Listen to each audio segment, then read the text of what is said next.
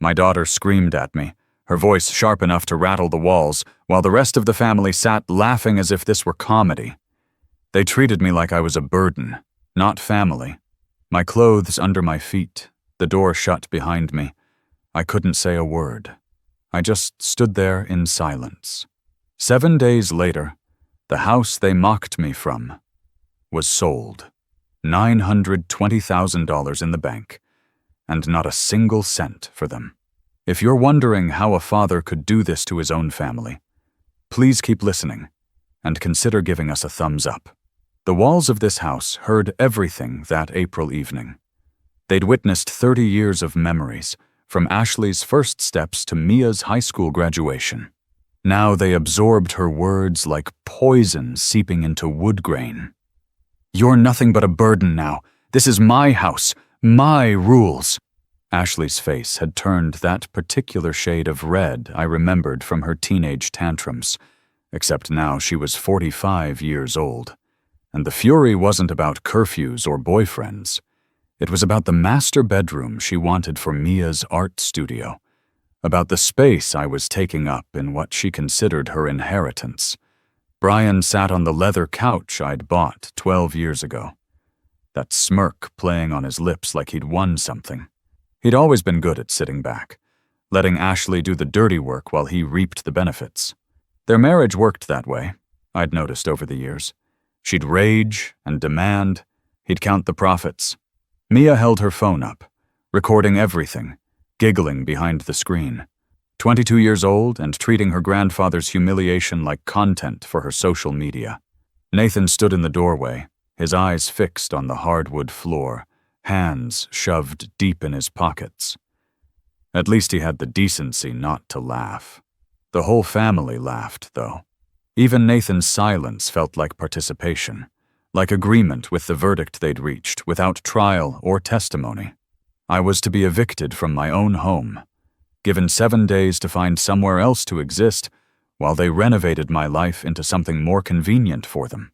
The laughter echoed off walls that had heard Ashley call me Daddy 10,000 times. Walls that remembered when she was 3 years old and afraid of thunderstorms, climbing into my bed for safety. I walked to my study without a word, my knees protesting each step.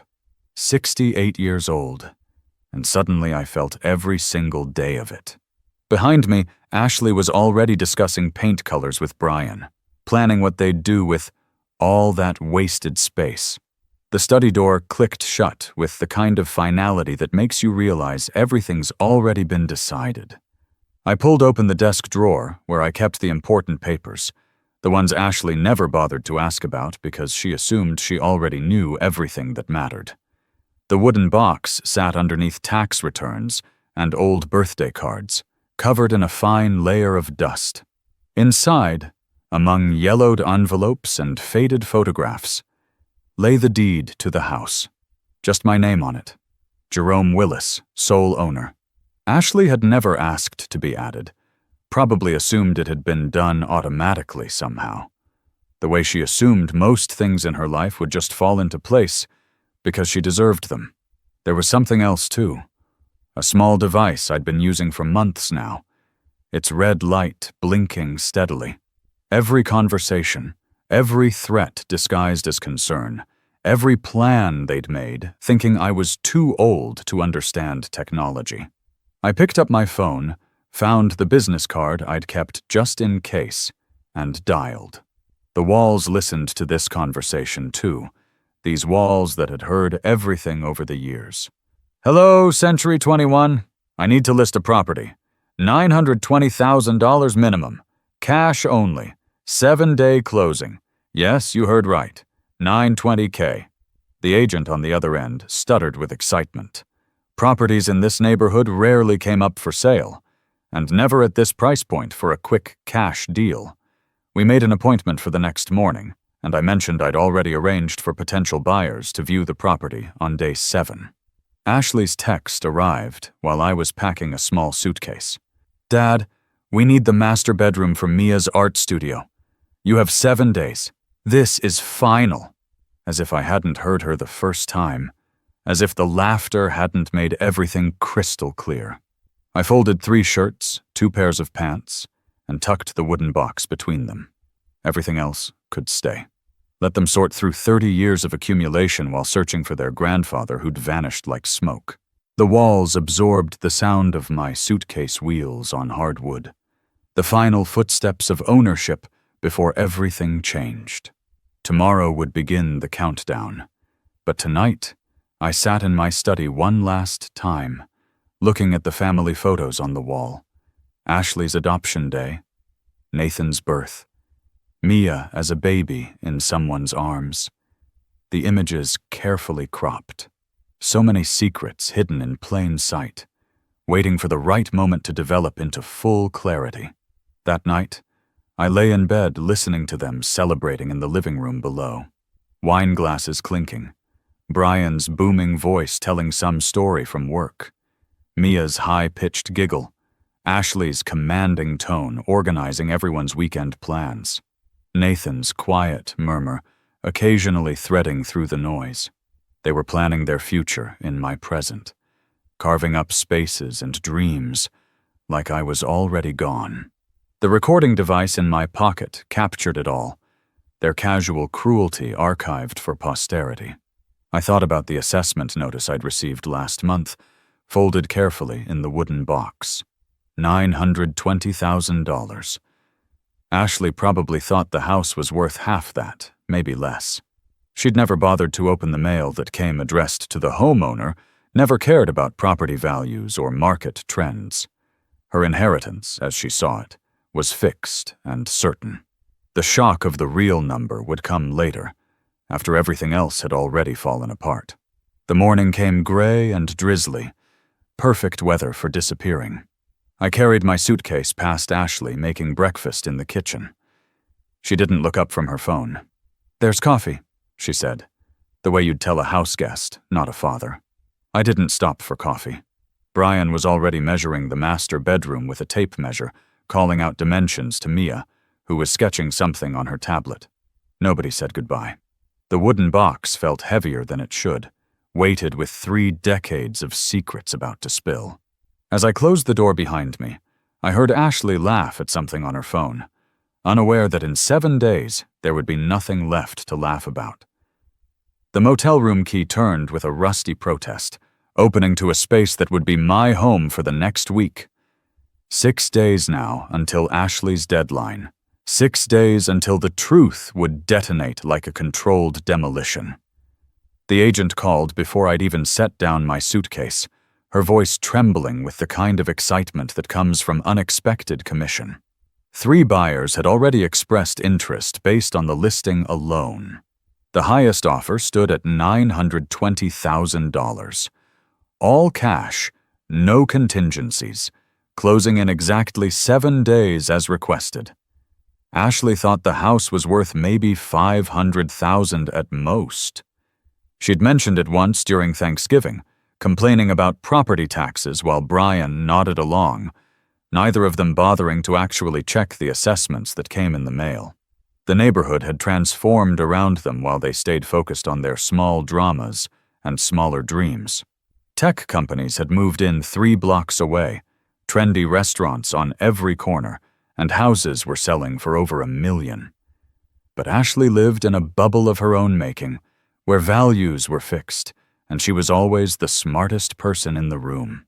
I thought about Ashley at 18, tears streaming down her face as she begged me to buy that house. "I need roots, Dad. A real home. Somewhere I can always come back to." I'd sold everything then. My classic car, my early retirement savings, taken every penalty without blinking. $200,000 in 1995 had seemed like a fortune. Now it was worth nearly 5 times that, and Ashley had no idea. She'd never asked about the investment, never wondered about equity, never imagined that her old father might understand money better than she did. The afternoon brought Nathan to my motel door, his face pale despite the warm sun. He sat on the edge of the bed, hands clasped so tight his knuckles went white. "Dad, I see her painting, and it's like looking in a mirror from 25 years ago. The way she holds the brush, the way she sees color, it's all there. Everything I had before. He trailed off, unable to finish. I knew what he meant. Before life got complicated, before choices were made for him, before Ashley orchestrated the greatest theft of his life while making him watch from the sidelines. Nathan pulled out his phone, showing me a photo from Mia's recent art exhibition. The resemblance was subtle unless you knew to look for it, hidden in gestures rather than features. The way she tilted her head when concentrating, the long fingers that seemed made for holding brushes, the slight furrow between her eyebrows when something wasn't quite right. She thinks Brian's family has artistic genes, Nathan said bitterly. Ashley made sure of that story, even had Brian's mother claimed there were artists in their ancestry. I didn't tell Nathan everything yet. The full truth would come out soon enough, in front of witnesses who couldn't be silenced or bought. Instead, I showed him the recording device I'd been using for months, playing back a snippet from last week where Ashley discussed having me declared incompetent. Her voice was clinical, calculating the timeline needed to take control of my assets before I could dispose of them. Brian's voice in the background, suggesting his brother's law firm could expedite the process. Even Mia had laughed at something Ashley said about my confusion over modern life. The next morning, I drove past the house, parking a block away to watch Ashley and Brian carrying boxes from the basement.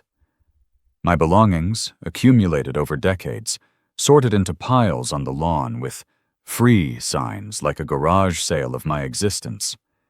The neighbor walked her dog past, commenting on the activity. Ashley's voice carried clearly as she explained they were decluttering to make room for renovations, that her father had moved to a more appropriate situation. She said it with such confidence, as if saying it made it true. That evening, Ashley called the motel, her voice dripping with false concern. "Dad, this is silly. Come home and we'll work something out. We're family." Behind her, I could hear music, laughter, the clink of glasses. Another celebration of my absence. I told her I was fine where I was, that she should enjoy the house while she could. She missed the warning completely, too focused on maintaining her narrative to hear what I was really saying.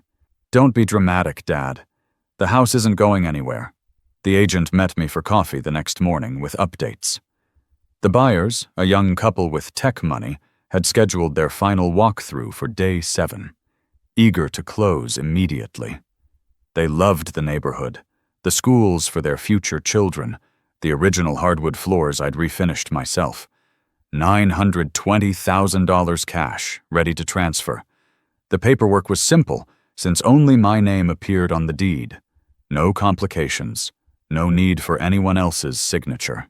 Nathan texted me that night, a photo of Ashley's social media post. She'd shared pictures of the renovation plans for my former bedroom, asking her followers for design advice. The comments were full of praise for her creativity, her vision, her dedication to family. Nobody questioned where her father had gone or why she was renovating his room while he was still alive. The carefully curated image showed only what Ashley wanted people to see, just like she'd been showing Brian a version of Mia that never quite aligned with reality. 5 more days. The countdown felt like a heartbeat, steady and inevitable. I pulled out a letter from the wooden box, one Nathan had written 22 years ago for his daughter, asking Ashley to give it to her when she turned 18. That was 4 years ago. The letter remained sealed, another promise Ashley had broken in her careful construction of the perfect family story. Inside that envelope was a father's love, trapped behind paper and wax, waiting for the moment when truth would finally set it free.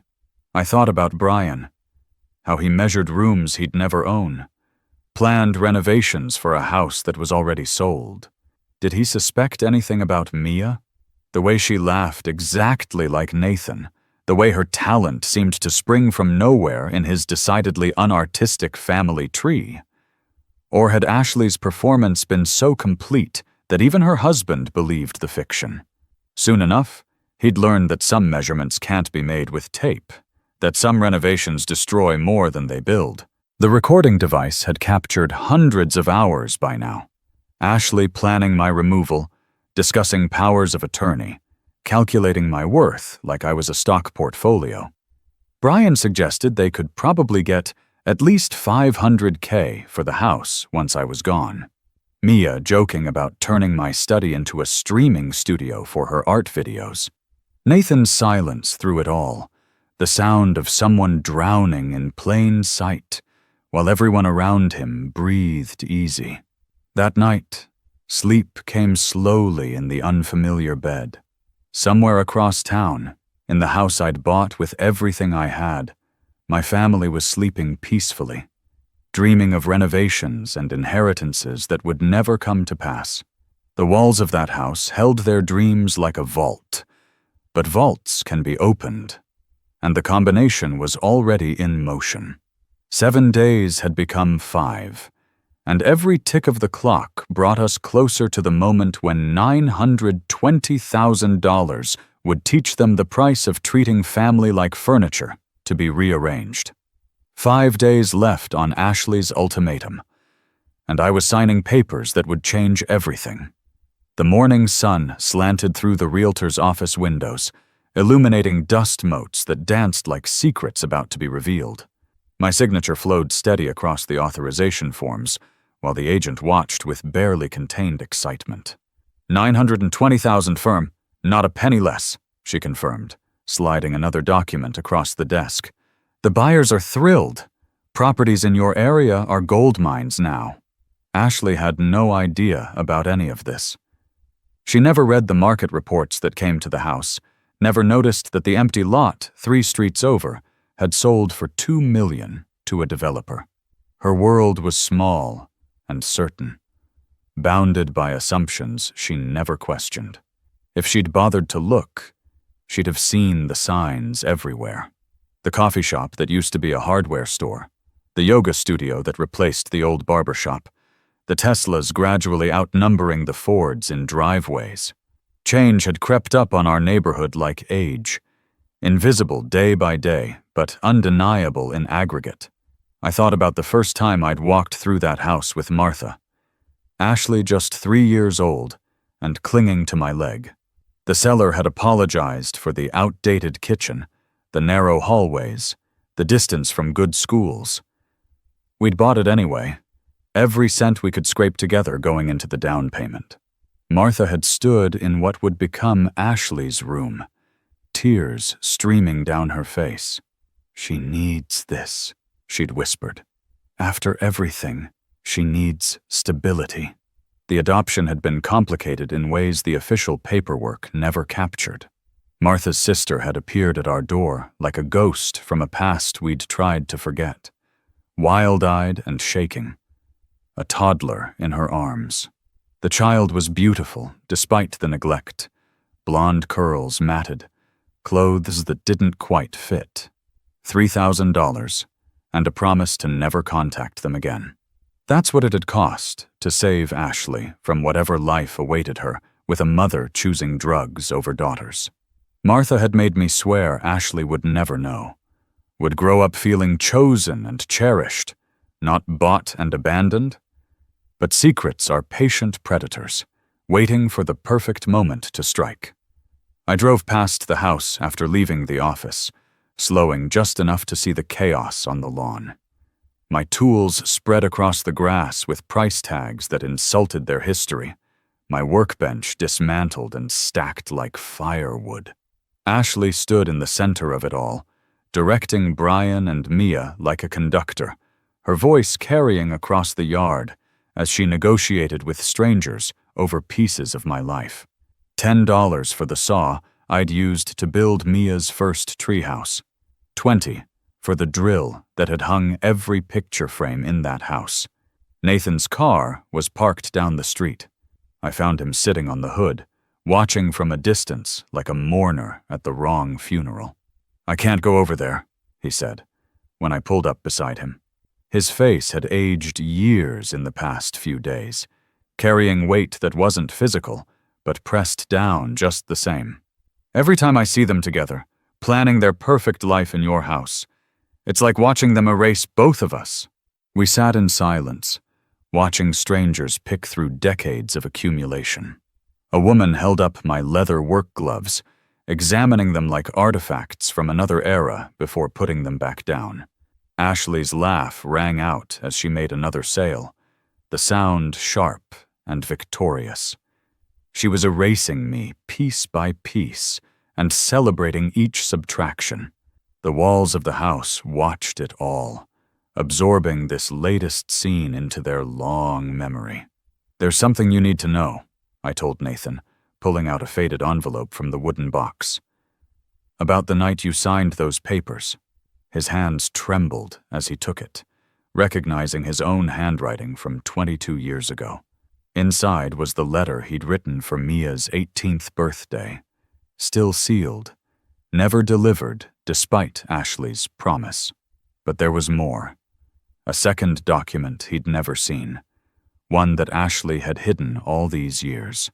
The document was a legal filing from Ashley's attorney, dated the same week Nathan had signed away his rights. It outlined a trust fund Ashley had established using money from Brian's family, specifically designated for fertility treatments and adoption costs. $50,000 that had never been used for its stated purpose because Ashley had gotten Mia for free, manipulating her 20-year-old brother in his moment of greatest vulnerability. The money had gone instead into renovations, the kitchen remodel, the new master bathroom, improvements to a house Ashley thought she owned. Nathan's face went white as he read, understanding flooding his features. "She profited from it," he whispered. "She took my daughter and made money doing it." The cruelty of it was breathtaking, even after everything else. Not just the theft of his child, but the financial gain from his loss, literalizing the transaction in a way that stripped any pretense of family loyalty. The walls of that house had been renovated with money meant for the child Ashley had stolen, every improvement a monument to her deception. Back at the motel, I spread out more evidence across the small desk. Bank statements, text messages I'd screenshot, recordings of conversations where Ashley discussed my declining mental capacity with friends. The USB drive contained everything, a digital archive of betrayal that would be impossible to deny. But it was the photos that hurt most. Pictures of Nathan with baby Mia during those 3 weeks he'd been her father, before Ashley had convinced him he wasn't enough. In one photo, Nathan was asleep in a chair, Mia on his chest, both of them exhausted but peaceful. In another, he was attempting to feed her formula everywhere, both of them crying. These images had been in Ashley's possession all along, hidden in the same box where she'd kept the trust fund documents. She'd held on to evidence of Nathan's love for his daughter while denying him the right to express it, keeping trophies of her manipulation like a serial killer, keeping souvenirs. My phone buzzed with a message from the agent. "Buyers want to do their walkthrough on day 7, around 10 in the morning. Will the house be accessible?" I smiled at the timing, imagining Ashley's face when strangers appeared at her door with ownership papers. "Perfect," I typed back. "The current occupants will be home. Let them explain to the new owners why their belongings were still in a house they'd never actually owned." That evening, I sat in the motel room listening to a recording from last week. Ashley's voice, clear and calculating. "Once he's in assisted living, we can file for power of attorney. The house alone has to be worth at least $500,000, plus his pension, his savings, everything. We just need to be patient a little longer." Brian's response. "My brother says it's easier if there's documented confusion. Maybe we should start keeping a log of his episodes." Even Mia had chimed in. "It's sad, but Grandpa would want us to be taken care of." They'd planned my obsolescence like a corporate restructuring, discussing my removal with the casual efficiency of people who'd forgotten I was human. The walls of that house had heard them reducing me to assets and liabilities, calculating my worth while I sat in the next room, fully aware of every word. Now those same walls would witness their discovery that the fortune they'd counted was already gone, that their careful planning had been built on a foundation of ignorance about who actually owned what. 5 days had become 4, and with each passing hour, the weight of revelation grew heavier. Ashley was posting updates on social media about the family renovation project, sharing before and after photos of spaces she was reimagining. Her followers praised her vision, her creativity, her dedication to making a beautiful home. None of them knew she was decorating a house already sold to strangers, that her vision would never materialize, that in 4 days she'd be standing on the lawn with her belongings, finally understanding the price of cruelty disguised as care. The wooden box sat open beside me, its contents organized like evidence for a trial only I was conducting. Adoption papers, custody documents, bank statements, recordings, photos, letters never sent, and promises never kept. Each piece told part of the story, but together they revealed the full picture of a family built on deception and held together by silence. Soon that silence would shatter, and everyone would hear what the walls had been keeping to themselves for decades. $920,000 would change hands, but the real currency being exchanged was truth, and its value was beyond calculation. 3 days remained on Ashley's deadline, and I sat in the booth at Murphy's Diner where I'd taught Ashley her multiplication tables over pancakes every Saturday morning for 3 years. The coffee tasted bitter and familiar, though nothing else remained unchanged. Through the windows, the neighborhood that had raised our children was transforming into something sleek and expensive, like Ashley herself, all surface polish hiding structural damage underneath. Nathan slid into the booth across from me, his face drawn with exhaustion that sleep couldn't cure. He pulled out his phone, showing me screenshots of text messages between Ashley and Brian's brother, the attorney. They were drafting paperwork to have me declared incompetent, citing my erratic behavior of staying in a motel and selling belongings below market value. The irony wasn't lost on me, sitting on a house worth $920,000 while they schemed to steal $500,000 they imagined it was worth. "She's going to file the moment you're in assisted living," Nathan said, his voice flat with disgust. "Brian's brother already has a judge who'll fast-track it. They've got a whole timeline planned." I stirred sugar into my coffee with deliberate calm, the spoon clinking against ceramic in a rhythm that counted down our remaining time. Let them file their papers. Let them show their hand. The recording app on my phone had been documenting every interaction for months now, building a case they never knew was being prosecuted. Nathan's hands trembled as he set down his phone, and I noticed paint under his fingernails. He'd been painting again, something he hadn't done in years. "I went to Mia's exhibition at the university last week," he said quietly, voice cracking on the words. "She won first place for a portrait series. They look exactly like the ones I painted in high school, the same unusual technique with light that my teacher said was unique to me." Brian stood there taking credit, talking about artistic genes in his family that don't exist. The story of 22 years ago spilled out in fragments between coffee refills. Nathan had been 20, working construction during the day, taking art classes at night when his girlfriend got pregnant. She was 19, a freshman in college with parents who threatened to disown her. When Mia was born, the girl lasted 3 days before leaving the baby with Nathan and vanishing like smoke. He'd called me at 2 in the morning, sobbing, holding a newborn he didn't know how to feed, terrified he was going to fail this tiny person who depended entirely on him. For 3 weeks, Nathan and I had figured it out together, taking shifts with bottles and diapers, walking the floors at midnight with a colicky baby, learning the rhythm of new life. Ashley had watched from the sidelines, her eyes calculating behind expressions of sympathy. She and Brian had been trying for 3 years without success, thousands spent on treatments that hadn't worked. She saw opportunity in Nathan's exhaustion, solution in his fear, and she pounced with the precision of a predator that had been waiting for exactly this moment. "She made me believe I was being selfish," Nathan said, staring into his coffee like it might hold absolution. "That keeping Mia would be about my ego, not her well-being. That I was too young, too poor, too unprepared to give her what she deserved. Ashley had spreadsheets, Dad. Actual spreadsheets showing the cost of raising a child, comparing my income to theirs, my studio apartment to their house. She made giving up my daughter look like the only loving choice.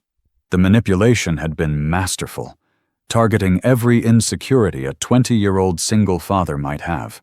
Ashley had worn a fake pregnancy belly for 9 months afterward, crafting elaborate stories about morning sickness, cravings, and doctor visits. She'd thrown herself a baby shower where friends celebrated the miracle of her finally conceiving. The performance had been so complete that even Brian believed it, thought Mia was his biological daughter, never questioned why she looked nothing like him, but everything like the brother-in-law who visited too often and stared too long. We sat in Murphy's diner, in the same booth where Ashley had once promised to never treat family as burdens, planning the complete destruction of the lie she'd built. Outside, the neighborhood continued its metamorphosis, property values climbing toward that $1 million mark Ashley didn't know was coming. She thought she was inheriting a $500,000 asset. She had no idea she was about to lose a fortune she'd never bothered to properly assess. My phone buzzed with a message from the buyers, forwarded through the agent. They were excited about the property, had already enrolled their daughter in the local school, had picked out paint colors for the nursery they planned. $920,000 for a fresh start in a house that had seen too many endings. They asked about the current occupants, mentioned they'd seen furniture on the lawn during their drive-by, hoped everything was proceeding smoothly.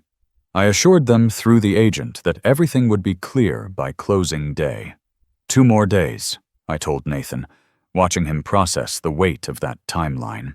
2 more days of Ashley believing she'd won, of Brian measuring spaces that would never be his, of Mia living without knowledge of her real father. 2 more days before the walls that had heard everything would finally speak their secrets to an audience that couldn't be silenced or bought.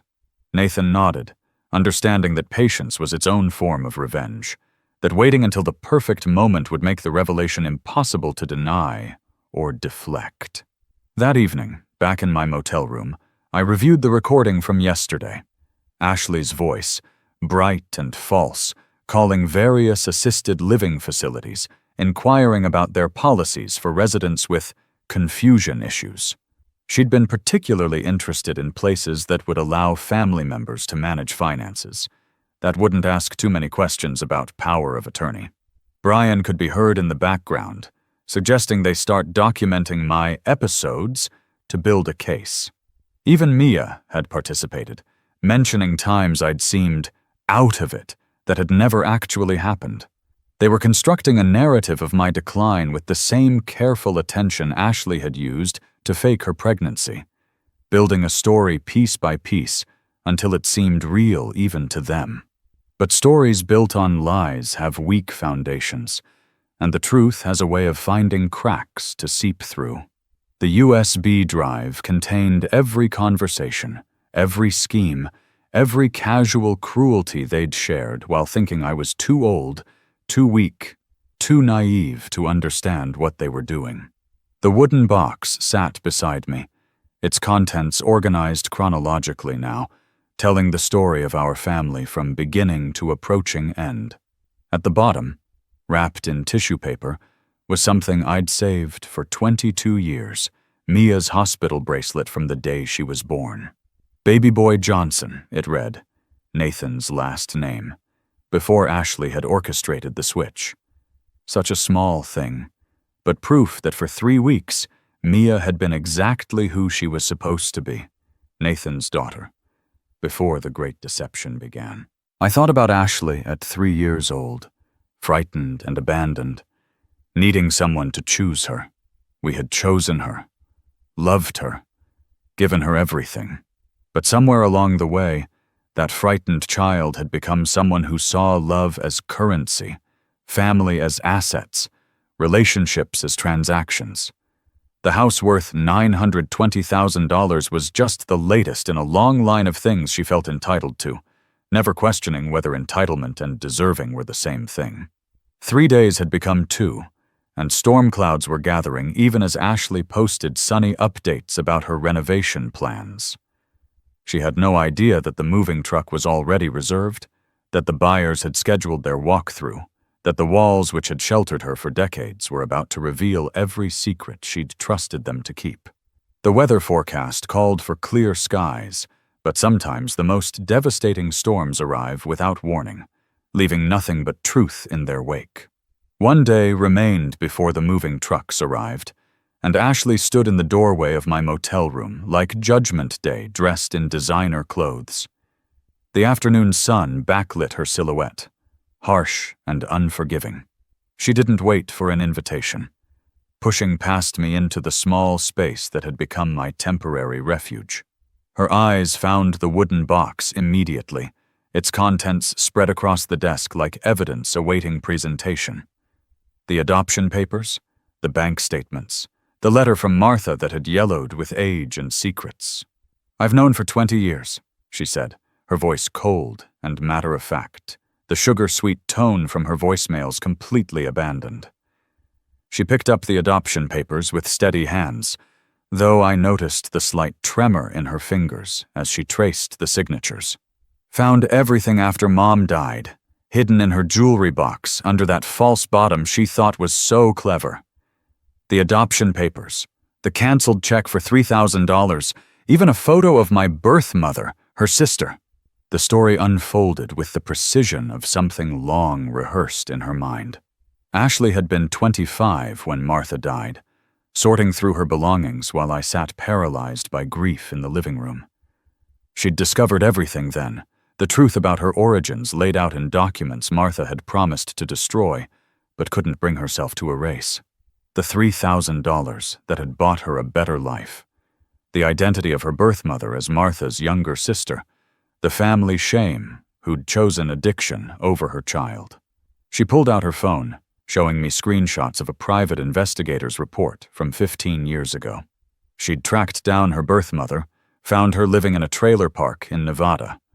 Body ravaged by decades of choices that started with trading her daughter for drug money. The photos were brutal in their honesty, showing a woman who looked like Ashley might have looked in another life.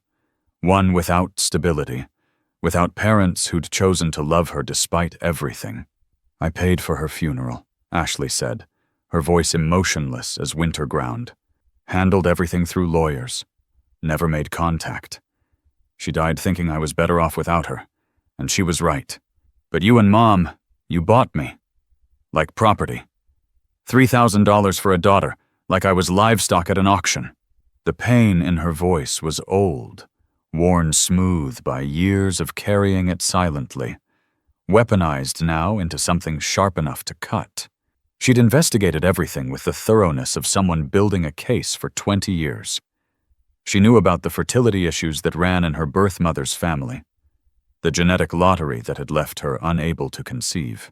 She knew about Martha's family history of addiction, carefully hidden from public knowledge. She'd found 2 half-siblings in the system, children her birth mother had given birth to and lost, ghosts of the life she might have lived. The research was meticulous, obsessive, the work of someone trying to understand their worth in dollars and cents. "I've been the perfect daughter for 20 years since finding out," she continued, leaning against the desk with practiced casualness that didn't reach her eyes.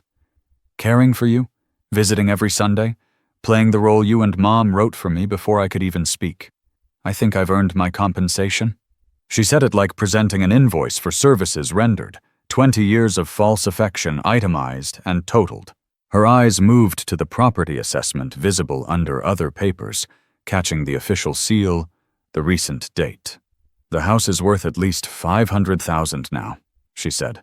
Not really a question, but a calculation spoken aloud. Maybe more with the neighborhood changing.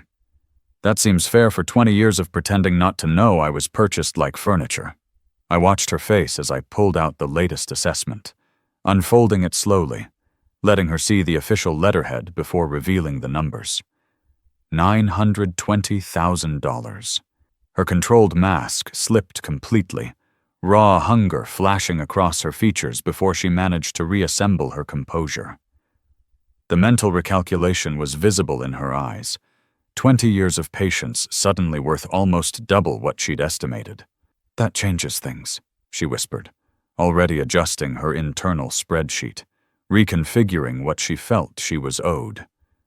But she'd made a crucial error in her calculation.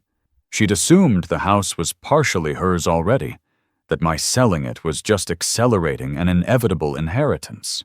She had no idea the sale was already complete. The money already designated for someone else entirely. Her 20 years of patient deception had been an investment in a property that was never hers to claim. "But you forgot something," I said, pulling out the custody papers from 22 years ago, Nathan's shaky signature beside her confident one. "About Mia. About Nathan. About why I'm really selling this house for $920,000. The confidence drained from her face as she recognized the documents, realizing that her own deception was about to be exposed, that she wasn't the only one who'd been keeping secrets and gathering evidence. The confrontation shifted like tectonic plates, the ground she'd thought was solid revealing itself as fractured beyond repair. "You think you're owed something for being purchased? What about Nathan's daughter, who you stole? What about the $50,000 from Brian's family that you claimed was for adoption costs but used to renovate a kitchen instead? What about 22 years of forcing your brother to watch another man raise his child?" She reached for the papers, but I pulled them back, adding them to the pile of evidence she'd never known existed. For 20 years she'd been building a case against me, never realizing I'd been documenting her crimes with equal patience. The recording device, the USB drive, the screenshots of every message where she'd discussed having me declared incompetent. The hunter had become the hunted, the blackmailer suddenly discovering she was the one being blackmailed. "The moving truck arrives tomorrow at 7, I told her, watching the information land like physical blows. "The buyers take possession immediately. $920,000 that you'll never see a cent of. Your 20 years of patient suffering, your careful performance of daughterly love, all of it for nothing. The walls of that house heard everything, Ashley. Every scheme, every lie, every time you laughed about putting me in a home. And tomorrow, everyone else will hear it too." She left without another word, her designer heels clicking against the cheap motel flooring like a countdown to disaster. She'd come expecting to negotiate her payout for 20 years of deception. Instead, she'd learned that some prices can't be calculated in dollars, that some debts are paid in truth rather than money. Tomorrow, the house worth $920,000 would belong to strangers, and Ashley would discover what it really meant to be worth exactly what you'd given. Nothing dressed up as something valuable. The moving truck pulled up at 7 in the morning, exactly as planned, 3 hours earlier than Ashley expected. I stood across the street with Nathan, watching from behind a neighbor's hedge as the early morning light caught the chrome on the truck's bumper. Ashley's car wasn't in the driveway yet, but Brian's truck was parked at its usual angle. Through the kitchen window, we could see him with his coffee, probably planning his Saturday of renovations that would never happen, measuring spaces he'd never own.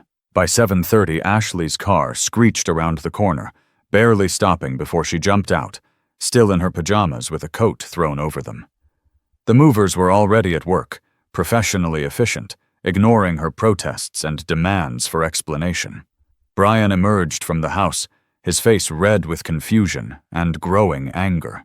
Mia appeared on the porch with her phone, immediately starting to record what she probably thought was some terrible mistake. She had no idea she was about to live stream the complete destruction of every lie she'd been told about her life. The neighbors began gathering, drawn by Ashley's escalating voice as she demanded answers from the moving crew. The elderly woman from next door stood in her garden, pretending to water plants while watching the drama unfold. The couple across the street came out for their morning paper and stayed for the show. By 8 o'clock, half the neighborhood had found reasons to be outside, witnesses to what would become the most talked-about morning in our street's history. The agent arrived at 8:15 with the buyers, a young couple who looked bewildered by the chaos they'd walked into. Ashley intercepted them on the lawn, her voice carrying clearly across the gathered crowd. "This is my house, my inheritance. There's been a mistake." The agent, professional despite the circumstances, pulled out the paperwork showing the sale had been completed, the deed transferred, the $920,000 already wired to the seller's account. $920,000! Ashley's scream echoed off the houses, causing several neighbors to gasp audibly. Brian stood frozen on the lawn, his coffee mug tilting until liquid spilled onto his shoes, his mind visibly processing the difference between the $500,000 he'd expected and the fortune that had just slipped through their fingers.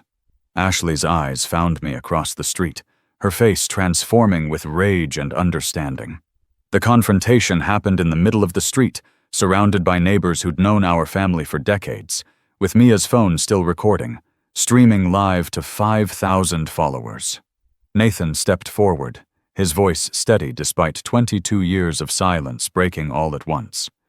He spoke directly to Mia, telling her the truth that had been hidden her entire life, about the night she was born, about the 3 weeks he'd raised her alone before Ashley convinced him he wasn't enough, about the fake pregnancy, the elaborate deception, the stolen fatherhood.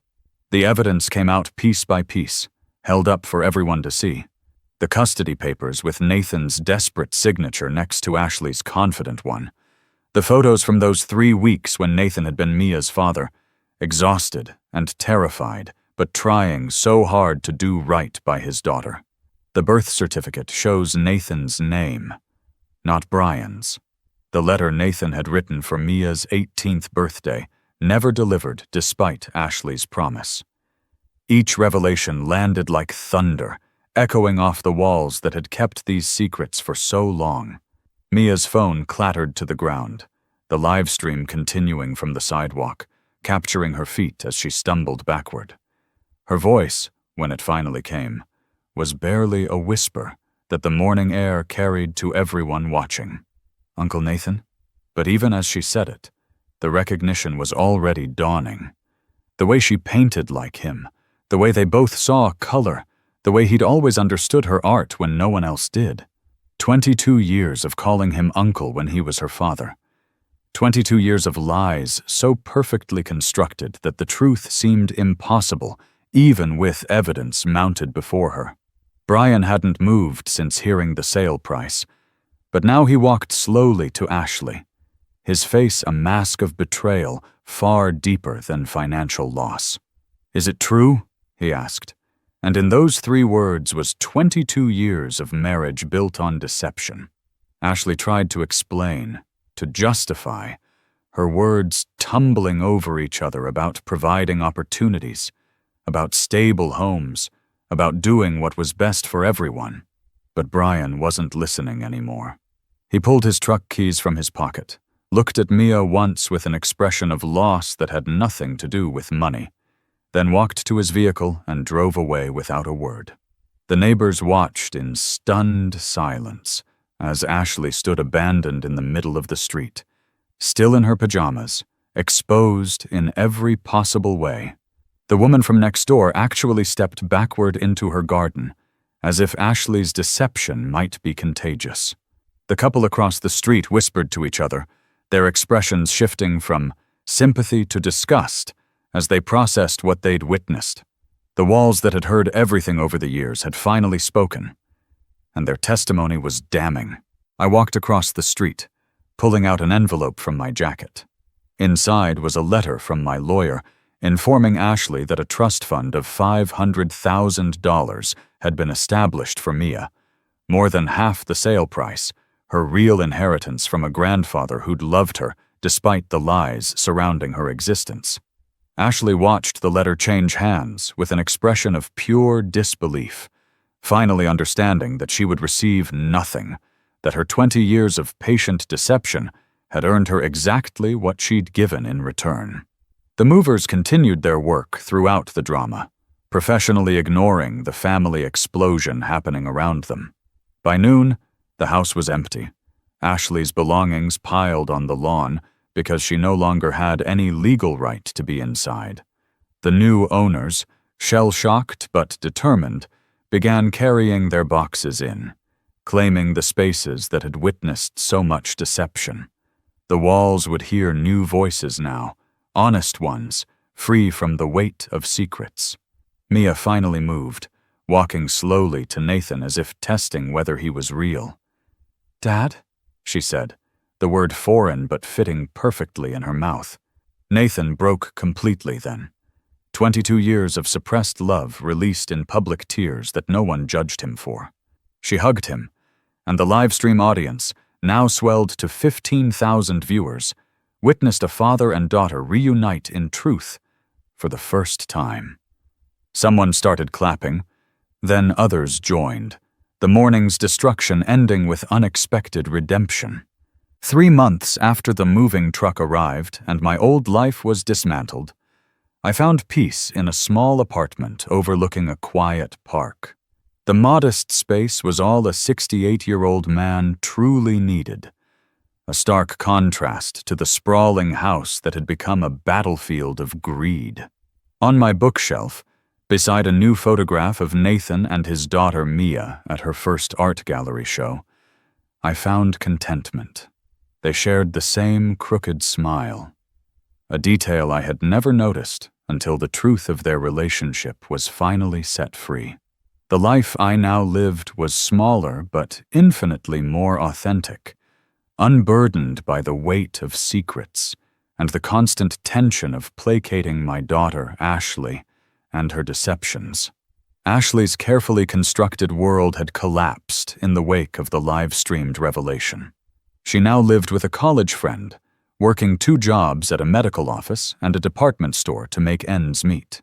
The $920,000 she had meticulously calculated as her inheritance was gone, a figure now quoted in gossip among the former friends who had witnessed her spectacular fall. Her husband, Brian, filed for divorce within a week, his lawyer successfully arguing the marriage was built on fundamental deception. He moved to another state to escape the story of the man who had unknowingly raised another's child for 22 years, his life undone by his own wife's elaborate fiction. In the aftermath, new connections flourished. Nathan and Mia came for dinner every Sunday, rebuilding their relationship one conversation at a time. Mia legally changed her last name, a process made simple because Nathan's name had always been on the original birth certificate Ashley had hidden. Her art career exploded in popularity, with her new work exploring themes of identity and deception. The $500,000 trust I had established for her funded her education and a new studio. But more importantly, it freed her from any potential financial manipulation from her mother. At 22, with a loving father and financial independence, she was finally able to become the person she was always meant to be. Last week, a letter from Ashley reached me.